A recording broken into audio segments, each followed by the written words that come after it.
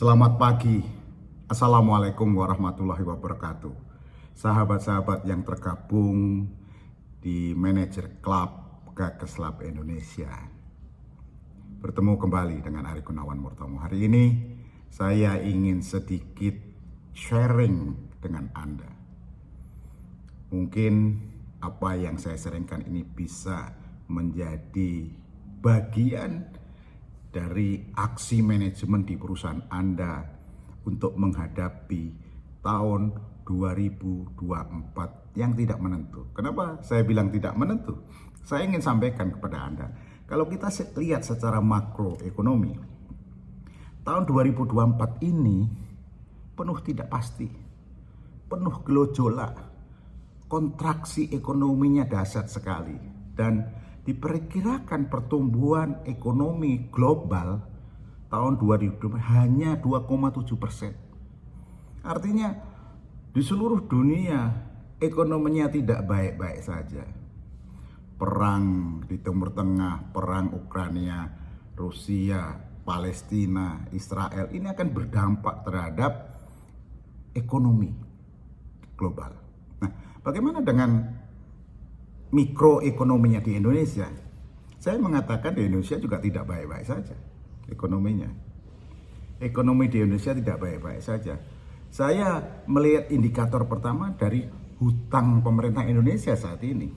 Departemen Keuangan merilis mengenai hutang Indonesia yang bisa kita baca di mana-mana. Per 30 September itu hutang kita udah 7,891 triliun. Luar biasa hutang kita. Berapa cicilan yang harus kita bayar? Nah, dengan demikian anggaran-anggaran pemerintah apalagi terkait dengan bisnis healthcare yang kita tekunin akan menurun. Meskipun saya mendengar juga bahwa akan ada bantuan 60 triliun 4 tahun PLN yang ada di Departemen Kesehatan. Tapi menurut saya konstruksi ini akan tidak baik-baik saja untuk kita. Oleh sebab itu, saya ingin dengan teman-teman ini berdiskusi, bersharing bagaimana mengatasi tahun 2024. Karena dampak daripada kontraksi ekonomi, dampak dari penganggaran, ini akan berdampak pada bisnis kita di tahun 2024. Nah, dengan melihat situasi makro dan mikro, ini berdampak pada bisnis healthcare di Indonesia. Bisa disimpulkan bisnis healthcare ke depan itu, saudara-saudaraku, tidak baik-baik saja.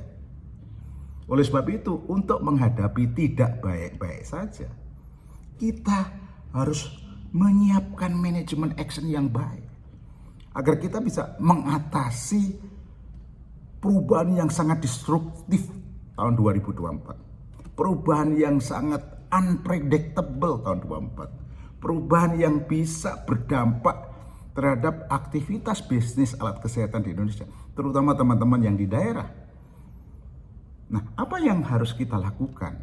Nomor satu adalah siapkan arah bisnis perusahaan kita di era yang tidak menentu ini. Harus menjadi perusahaan yang spesialis, jangan generalis. Karena dengan perusahaan yang spesialis artinya kita menjual produk yang spesialis. Karena kalau produk spesialis tidak banyak orang yang masuk. Tapi kalau perusahaan kita generalis banyak orang yang masuk.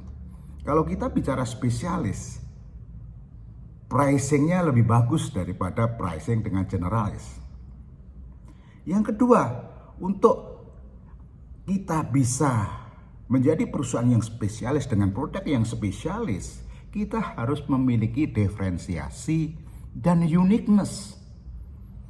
Diferensiasi dan uniqueness. Oleh sebab itu saatnya di bulan ini Anda harus membangun tim Anda yang kuat, product development Anda yang kuat. Untuk apa? Untuk agar bisa diciptakan arah perusahaan adanya diferensiasi dan uniqueness. Diferensiasi dan uniqueness. Masih ada waktu untuk membangun arah perusahaan yang diferensiasi dan uniqueness. Nah, kalau kita sudah memiliki budaya yang baik di dalam perusahaan untuk menciptakan diferensiasi dan uniqueness, yang terpenting adalah arah perusahaan dan arah menjual produk harus bisa menentukan siapa pelanggan yang potensial. Tentu pelanggan yang potensial itu memenuhi kriteria pertama, memiliki kebutuhan yang berkaitan dengan produk kita. Yang kedua, memiliki uang untuk membeli. Yang ketiga, memiliki kemampuan untuk memutuskan. Yang keempat, bisa didekati dan bisa di-approach. Nah, 4 kriteria ini coba dilihat, carilah pelanggan potensial yang memenuhi 4 kriteria ini. Masukkan di dalam database Anda dan Anda coba profiling customer tersebut. Selama Anda tidak bisa profiling, Anda tidak akan bisa menjual kepada pelanggan tersebut. Karena pelanggan itu kita harus profiling. Siapa dia? Backgroundnya bagaimana? Itu Anda harus tahu. Karena ingat, customer tidak akan membeli produk yang bagus, tetapi customer akan membeli produk yang dia tahu bagus, dia mengerti bagus manfaat-manfaat produknya sesuai dengan kebutuhannya.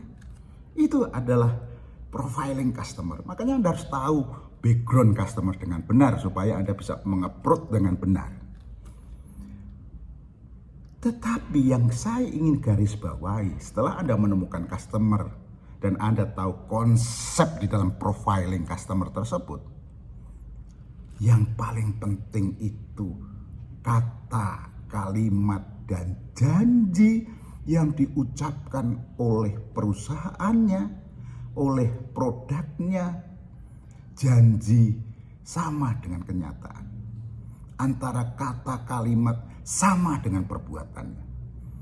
Janjinya bahwa produk ini bagus, kenyataannya harus bagus. Itu yang harus Anda pastikan sebagai seorang pemimpin.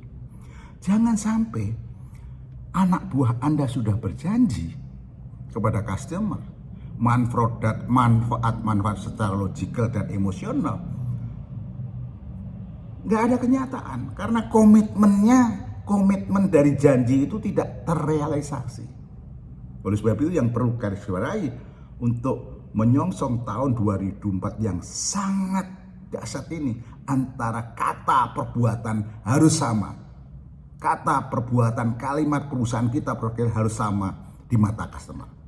Sampai berjumpa lagi hari besok untuk membahas yang lain. Assalamualaikum warahmatullahi wabarakatuh.